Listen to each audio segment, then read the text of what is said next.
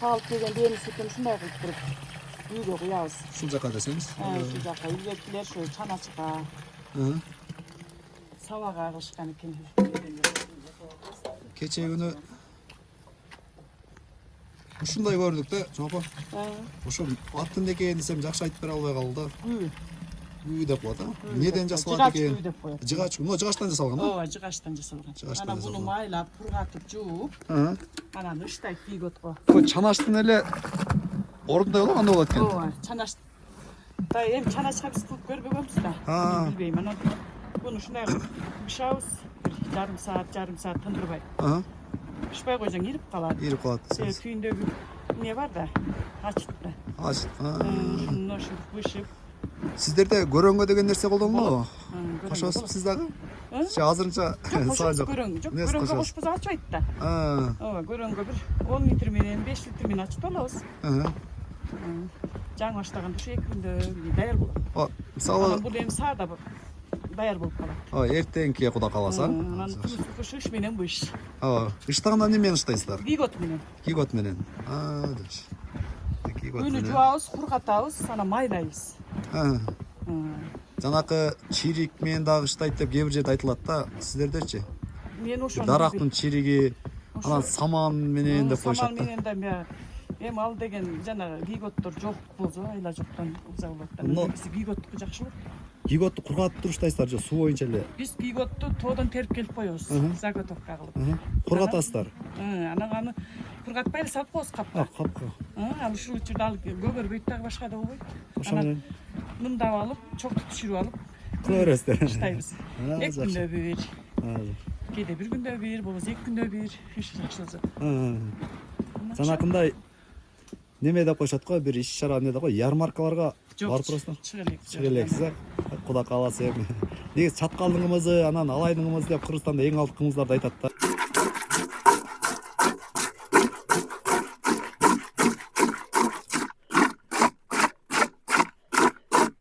Урматтуу достор, баарыңыздарга ассалам алейкум. Эң негизги бул жакка карайбыз азыр. Колуңдарды тартыңыз. Оператор, урматтуу оператор. Бисмилла. Ана, машалла, машалла. Ар бир кыргыз болгондон кийин кыргыздын үйүндө сөзсүз түрдө бирден экиден болсо жылкы болуш керек. Бүгүн бир чакан бир чарбага келдик. Бул жерде ошо жылкы кармап, сансаган, кымыз кылган бир кыргыз үй бүлөнүн кыскача бир сан учурундагы убактын сиздерге чагылдырып берели деп атабыз. Жоош караңыздар. Байлагандан көрө мына ушинтип турган негизи жакшы да, кулун эркин турат. Анан бул жака чөп салып коюшат экен, чында акур жагы бар экен. Ал жагын буйрсаңыз көргөзөбүз. Ай машалла. Жана турат го, мына бейнин моюндагы өрүлгөн. Өрүлгөнбү? Өрүлгөн. Өрүлгөн жакындатып коюң, өрүлгөн. Көрдүң да, ошол нерсени албарсы деп коет да. Мындай айтканда эми билсе керек көпчүлүк. Албарстылар өрүп коет экен дагы. Ошол жерине олтуруп алып, селкинчек деп дешет да. Биз ушул нерсе илгертен кылган. Анткени бул нерсе өзүбүздүн башыбыздан да өткөн да. Бир аяш жатабызды албарс азып кеткен да. Жакта. Ооба, ушул жайлоодо. Ошентип албарстылар өрүп коет экен дагы, селкинчек тебе берет экен да жылкынычы. Ону өрүлгөн. Ошол өрүлүп калат да, көрдүңбү? Ошо ак жалды жакындап тартып коюңуз. Алапар бээде. Алапар бээде. Жал. Ошондой делет. Анан бир эми Кудай билет. Бирок негизи мындай карасаң, аны эч ким өрбөйт да. Адайын жаш балдар ал бойну өрбөйт. Түндө кое беребиз, эртең келсең эле ушинтип өрүлүп калат да. Ошо жал, Шайтандар ошентип өрүп коет дейт да.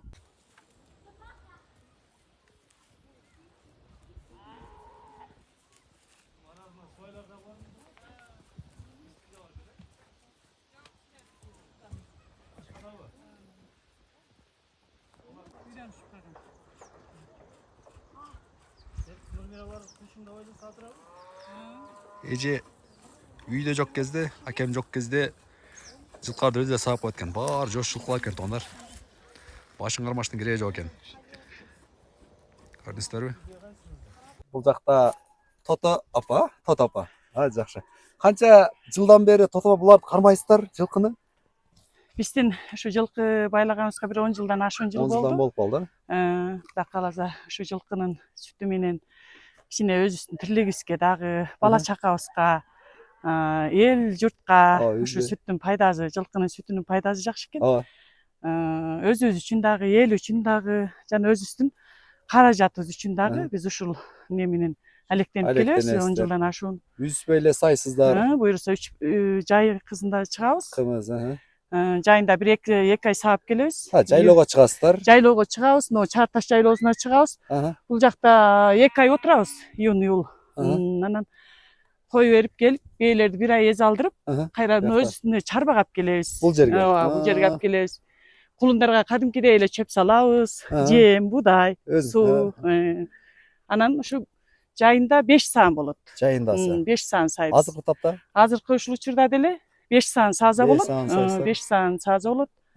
Ана бул жылкыларга деле аяр мамиле кылсаң, адам кандай болсо. Мен азыр бир нерсени байкадым, көп жерде кармап сатырышат да. Бирок сиз бул жерде өзүңүз эле согуп атасыздар. Буюрса иншалла ошо көнүп калыптыр. Бардыгындай көндүрүп, сүйлөп буларга деле адамча мамиле кылып, сен жакшы бээзиң, сен жакшысың го, сен неге мынтесиң, кой баспа деп мындай сүйлөй берген үчүнбү бээлер үйрөнүп калган да. Бул жакта жана ат да коюп койгон десиз, ар бирине. Ар бирине, мисалы үчүн буну алапар деп коюп койгонмун. Жерде, карабе, ушундай кылып аттарды коюп, баягы мен да буларга жакын болуп калгам да. Анан ушу саага келгенде дагы мен келдим деп баягы саайм силерди десем, кадимкидей мындай түшүнгөнсүп туруп калат. Анан мен ушулардан ырахат алам. Негизи. Эрмек кылабыз. Саап, эрмек кылабыз. Бир деле кулун салбадыңыз, байкашым боюнча баары эле Кудайга шүгүр ийип берди окшойт. Буюрса, жакшы Кудай кааласа. Мындай күзгү кайсы убакка чейин сайсыздар, мисалы азыр эми сентябрь, Кудай кааласа эртең сентябрдын 1-и. Кудай кааласа сентябрдын 1-и. Буюрса сентябрь ичи полный сайбыз. Сайсыздар. Анан кой беребиз. Анан жазында жанакындай леченияга деп, сүт ичели деп келген инсандар болобу? Азыркы тапта же? Ооба, болот. Азыркы ушундай убакта дагы ичебиз дегендер болуп атат. Анан жакса доктурдун мүнөзү менен, көзөмөлү менен келип, иче турган болсоңор ичкиле дейбиз. Анан көбүнесе эле ошо жайында ичишет. Негизи десеңиз? Негизи ошо жайында ичишет. Анан сүтүн ичишет, самалын ичишет, кымызын ичишет. Анан биз үй бүлө ошого көнүп калганбыз. Баарыбыз. Сентябрь сайт экенсиздер. Сентябрь сайбыз. Каржы тарабында бир аз каржылайт дедиңиз. Каржылайт. Сыр болбосо азыркы тапта канчадан болуп атат, мисалы литри?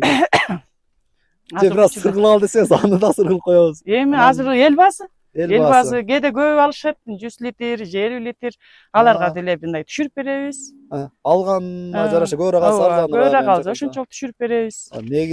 Негизинен эл баасы. Элден ашпайбыз дагы, элден түшпөйбүз дагы.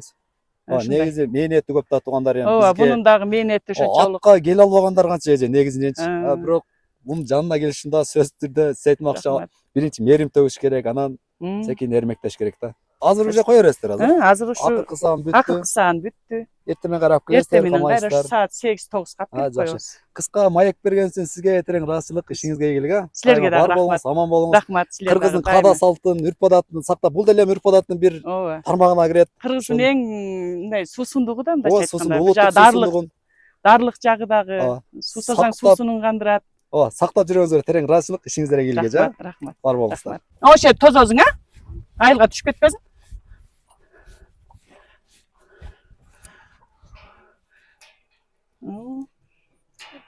Булар кой өйрөткөндө дагы Аллага аманатсыңар деп кой берип ушундай аяр мамиле кыласың. Бисмиллахиррахманиррахим. Элмурат, сен о нар жакта тос барам. Ба.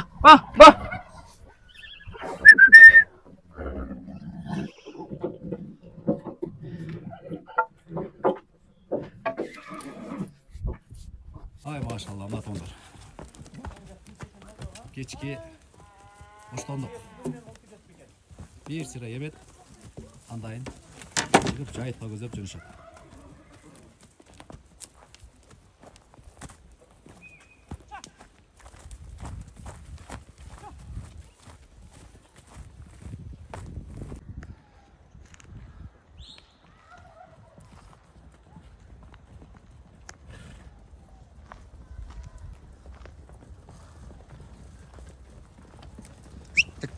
Tak, hey! Turmaz ketip aldı.